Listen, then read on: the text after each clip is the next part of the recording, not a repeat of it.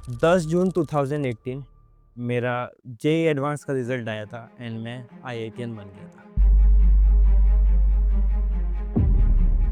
But उस दिन मैं खुशी से नहीं रोया था, मैं दुखी था।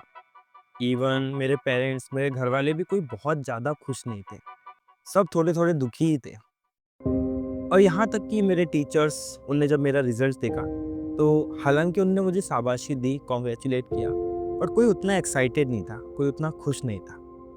बिकॉज़ शायद पिछले 2 साल में मेरे पेरेंट्स, मेरे टीचर्स, मेरे आसपास के लोग, मेरे फ्रेंड्स, मेरे भाई-बहन, सबने एक वो रैंक देखी थी कि ये बंदा शायद कुछ हिस्टोरिक रैंक लेके आएगा। कुछ रैंक जो 2 डिजिट, 3 डिजिट की रैंक होगी। सबने मुझे उस चीज़ के लिए ही प्रिपेयर किया था। इसलिए सिर्फ़ सिलेक्शन होना कभी गोल रहा ही नहीं था। सिर्फ़ आईआईटी तक जाना, सिर्फ़ आईआईटीएन बनना गोल रहा ही नहीं था। जो मेरी रैंक आई थी अराउंड 6000 कुछ रैंक आई थी। एग्ज़ैक्ट रैंक याद नहीं है।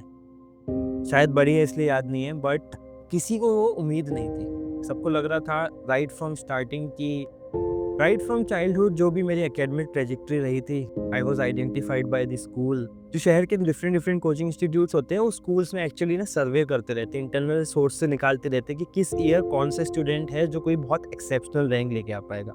तो जैसे ही मेरा 10th भी कंप्लीट हुआ था, मेरे को डिफरेंट डिफरेंट कोचिंग सामने से अप्रोच करने लग गए थे। मेरे पेरेंट्स के पास कॉल आने लगे थे कि हम इसको फ्री में पढ़ा देंगे, बहुत स्कॉलरशिप पे पढ़ा देंगे, राइट। एंड फिर जेईई प्रिपरेशन हुई तो ये होता है ना कि यार this student will change the trajectory of the coaching, ये कुछ ऐसी रैंक लेके आ जाएगा जो किसी ने सोचा नहीं होगा, या फिर जो उस शहर में कभी आई नहीं होगी। बट वो एक्चुअली हुआ नहीं। तो आज इस वीडियो में मैं बहुत ऑनेस्टली मेरी जेईई की और आईआईटी की जर्नी बताने वाला हूँ। राइट फ्रॉम द स्टार्टिंग मैंने क्या-क्या किया, क्या गलतियाँ करी, कैसे वो जर्नी अनफोल्ड हुई, कैसे थ्रू आउट द प्रिपरेशन सबको इतना कॉन्फिडेंस था कि ये बच्चा बहुत ही अच्छी रैंक लेके आ पाएगा।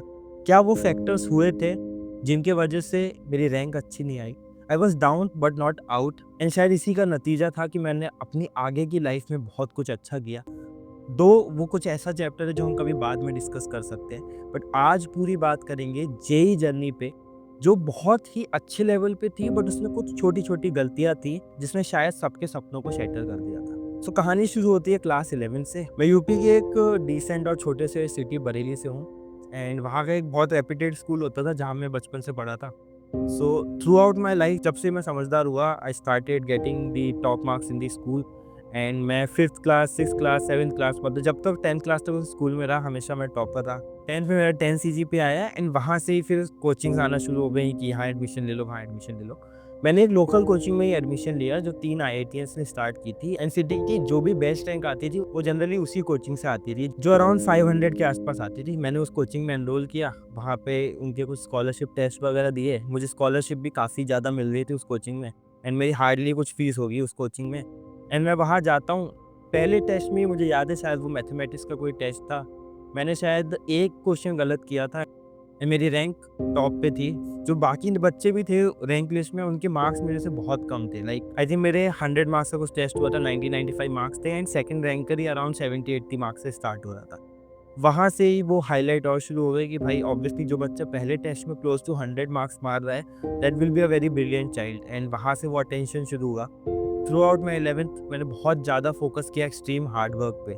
बीच बीच में कुछ फेजेस आए जहाँ डाउन हुआ, जहाँ बीमार पड़ा, जहाँ बैकलॉग हुए, बट कहीं ना कहीं जब टेस्ट होने वाला होता था उससे पहले मैं पूरी एनर्जी मेरी इकट्ठा कर लेता था और अपना बेस्ट दे के आता था। सिलेबस धीरे धीरे आगे बढ़ रहा था, कंपटीशन बढ़ रहा था, लेकिन मेरा जो फर्स्ट रैंक लेके आना था कोचिंग में और जो हाई मार्क्स लेके आना था वो कभी भी नीचे नहीं जा रहा था।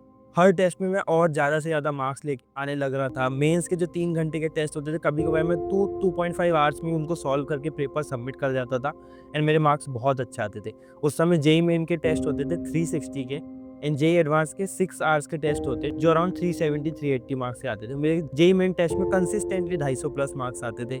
इवन जेई एडवांस के टेस्ट में भी मेरे मार्क्स 300 के आसपास चले जाते थे। 11th एंड तक सब कुछ अच्छा चला, मेरे कोई बैकलॉग्स नहीं थे, बट मेरे अंदर एक चस्का चढ़ा जो मेरी पहली गलती थी, that was changing my coaching. Since हमारा शहर ग्रो हो रहा था, बहुत सारे बाहर के बड़े ब्रांड्स भी हमारे सिटी में आ रहे थे।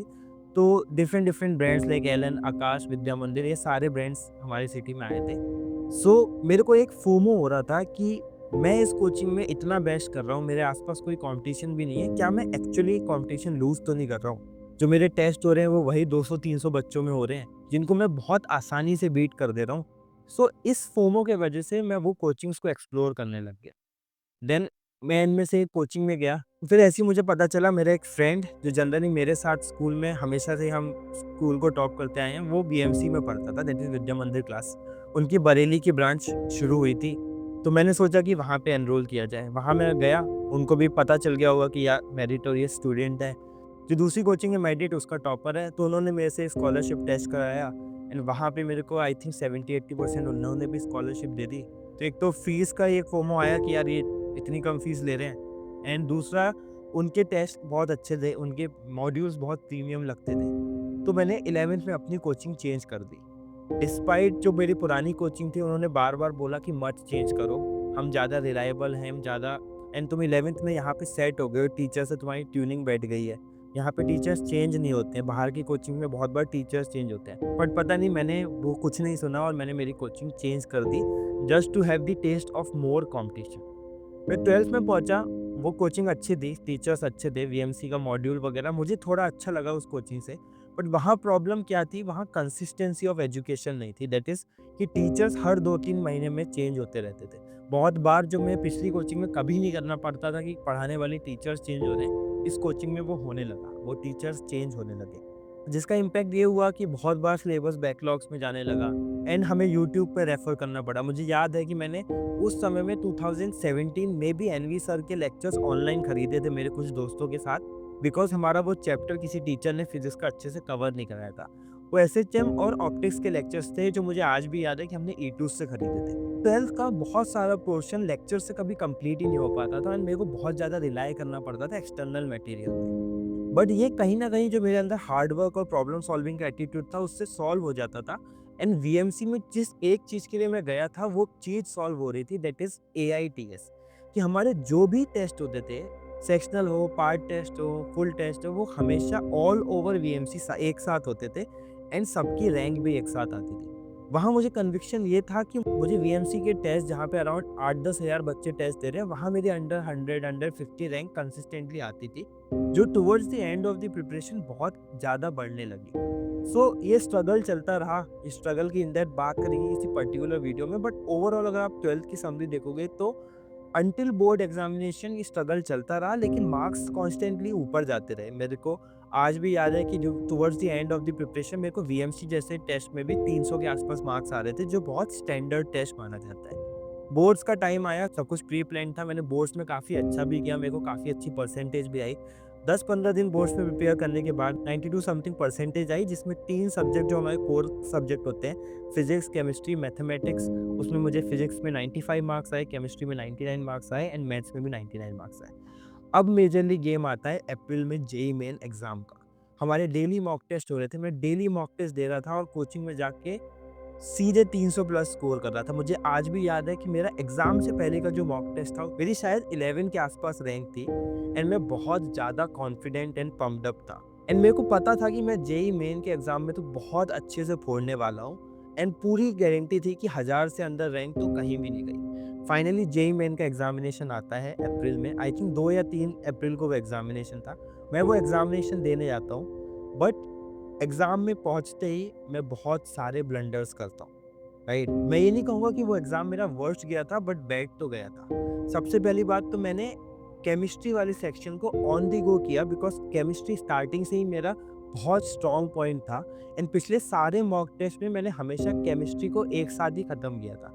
उससे क्या हुआ, मेरे केमिस्ट्री में मार्क्स तो 97 आ गए, बट मेरे को अराउंड 45 के आसपास मिनट्स लग गए केमिस्ट्री में, जो मेरे कैलकुलेशंस के अकॉर्डिंग थोड़ा ज़्यादा हो गया था। सबसे बड़ा बंतरधार जिसने किया वो थे फिजिक्स का सेक्शन, जहाँ पे वो थोड़ा ट्रिकी आ गया था एंड मेरी जो पुरानी आदत थी, दैट इज़ हर सब्जेक्ट में अराउंड 100 मार्क्स लाने की, वो मेरे दिमाग पे इतनी हावी हो गई कि मैं कैलकुलेशन करता रहा कि मेरे को फिजिक्स में 20-25 सवाल तो सही करने ही पड़ेंगे अगर मैं वो टारगेट स्कोर को चेज़ कर रहा हूँ। इसलिए फिजिक्स में मैंने ठीक-ठाक किया, 15-20 क्वेश्चंस भी सॉल्व किए, बट ऑलमोस्ट मैंने 1 सवा घंटा ले लिया एंड मेरे पास मैथ्स के लिए बिल्कुल भी टाइम नहीं बचा था। मैं ये 2 सब्जेक्ट्स में सिलेक्शन करा चुका था, अच्छे मार्क्स भी एंश्योर कर लिए थे अराउंड 150 सिर्फ 2 सब्जेक्ट से, बट जो एक्चुअल में मेरे साथ होना चाहिए था वो पूरा बिगड़ गया। टाइम मैनेजमेंट इतना बेकार बिगड़ा कि मैथ्स जैसे सेक्शन के लिए सिर्फ आधे घंटे से 40 मिनट्स बचे थे एंड उस समय हमें ओएमआर भी फिल करनी होती थी। मुझे इतना सारा प्रेशर आया कि मैं मैथ्स के हार्डली 5-10 क्वेश्चंस करके आ पाया। लकीली वो सारे क्वेश्चन सही थे बट बाकी मेरा पूरा पेपर छूट गया। मतलब एक स्टूडेंट जो पिछले कंसिस्टेंटली मॉक टेस्ट में इतने अच्छे मार्क्स लेके आ रहा है, वो एग्जाम में फेल हो जाता है। पहला रीज़न कि उसको मॉक टेस्ट में चैलेंजेस नहीं मिले। दूसरा रीज़न ओवर कॉन्फिडेंस। तीसरा रीज़न एग्जाम अटेम्प्टिंग स्ट्रेटेजी को अच्छे से ना समझना एंड चौथा रीज़न एंजाइटी। इसका रिजल्ट क्या हुआ कि जब आंसर की आई तो मेरे मार्क्स बने 270। उस साल पेपर जेईई मेन का रिलेटिवली टफ था। एवरीवन वाज सेइंग कि ये भी बहुत डिसेंट मार्क्स है, इसमें भी अंडर 5000 रैंक बहुत गारंटीड है। बट मैं ऑब्वियसली इस बात से स्ट्रेस्ड हो गया था बिकॉज जो सपना मैंने देखा था वो ऑलवेज 3 डिजिट रैंक का तो था ही मिनिमम। वो मुझे पता था कि नहीं हो पाएगा एंड मैं एडवांस की तरफ बढ़ जाता हूँ जहाँ मैं और बड़े ब्लंडर्स करता हूँ। मेंस का रिजल्ट आता है, मेरी रैंक आई थी 3800 एंड मैं फुल फ्लेजेड एडवांस के लिए लगा हुआ था। टीचर्स ने भी यही कहा था कि एक एग्जामिनेशन टफ हो जाता है, तुम्हारा वैसी भी प्रिपरेशन बहुत एडवांस ओरिएंटेड रहा है तो इस एग्जामिनेशन में तुम अच्छा कर लो। यहाँ शुरू होती हैं बाकी गलतियाँ। सिंस जेईई मेन में मेरे 217 में से 97 मार्क्स सिर्फ केमिस्ट्री में थे, मुझे ऐसा लग रहा था कि मुझे सेम मॉडल रेप्लिकेट करना होगा जेईई एडवांस में। बिकॉज एडवांस में अगर मैंने सिर्फ केमिस्ट्री में 80-90% मार्क्स हासिल कर लिए फिर तो बहुत ही ज़्यादा अच्छा हो जाएगा, बिकॉज वहाँ तो कम मार्क्स में बहुत अच्छी रैंक आती है। इसके लिए मैंने सबसे बड़ी गलती करी कि मैंने प्रिपरेशन टाइम में केमिस्ट्री को ऑलमोस्ट 50% दे दिया और बचे हुए 50% में सिर्फ फिजिक्स और मैथमेटिक्स किया। इसके साथ साथ मैं इर्रेलीवेंट मटेरियल बहुत ज़्यादा सॉल्व करने लगा। मैं गेट के क्वेश्चंस लगाने लगा, आईआईटी जैम के क्वेश्चंस लगाने लगा एंड इनके रिकमेंडेशंस बहुत बार मुझे टीचर से ही मिले थे। एंड इसका रिजल्ट भी अगेन सेम हुआ। मैं जेईई एडवांस के एग्जामिनेशन में गया एंड वहाँ chemistry was the toughest section. वहाँ के ऑर्गेनिक के जो क्वेश्चन थे वो आज भी अगर तुम लगाओगे तो 2018 के ऑर्गेनिक के क्वेश्चन बहुत डिफिकल्ट थे। एंड जब तुम्हारा बेस्ट प्रिपरेशन का शॉट सबसे गलत जा रहा होता है ना, तुम्हारा एग्जाम टेम्परामेंट बहुत लूज हो जाता है। फर्स्ट पेपर के बाद ही मैं बहुत स्ट्रेस था, मेरे को हेडेक होने लगा था। मैंने हेडेक की मेडिसिन ली जिससे थोड़ी स्लीपीनेस आ गई थी एंड मेरा सेकंड पेपर भी थोड़ा थोड़ा खराब चला गया। उसने खराब पेपर में मैंने शायद मैनेज किया था 150 के आसपास मार्क्स लाना, जिससे मेरी 6000 के आसपास रैंक बनी थी। एंड यहाँ से एक स्टूडेंट जिसने एम किया था अंडर 500 अंडर 1000 रैंक, वो पहुँच जाता है 6000 रैंक पे। उस समय तो मेरे को बहुत बुरा लगा, बहुत रोना आया, बहुत सारी चीज़ें हुई, पर मुझे एक चीज़ क्लिक कर गई। मेरे हार्ड वर्क ने मुझे रिजल्ट दिया। मतलब मेरे साथ इतनी अनएक्सपेक्टेड चीज़ें हुई। I was quite unlucky. मेरा टाइम मैनेजमेंट हिला। मैंने जो प्रिपेयर किया था उससे अलग पेपर आया, बट देन तो मैंने हार्ड वर्क इतना कर रखा था कि कोई भी मेरे से मेरा सिलेक्शन नहीं छीन पाया। एंड सिलेक्शन की जब मैं बात करता हूँ तो वो सिलेक्शन बस वो बॉर्डर लाइन का सिलेक्शन नहीं था, वो मेंस में बहुत अच्छा सिलेक्शन था, 3000 के आसपास रैंक की एंड जेईई एडवांस में भी वो डिसेंट सिलेक्शन था। इस स्टोरी से मेरा बस आपके लिए मैसेज यही है कि एग्जामिनेशन पूरे 2 साल के बाद सिर्फ एक बार होता है। सो ऑब्वियसली उसमें बहुत सारी अनएक्सपेक्टेड चीज़ हो सकती है। शायद वो दिन आपका हो ही नहीं, वो आपकी लाइफ का सबसे वर्स्ट दिन हो।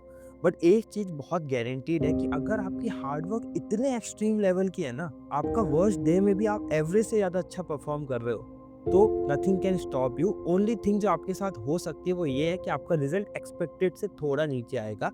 आप रेस से कभी बाहर नहीं हो सकते हो।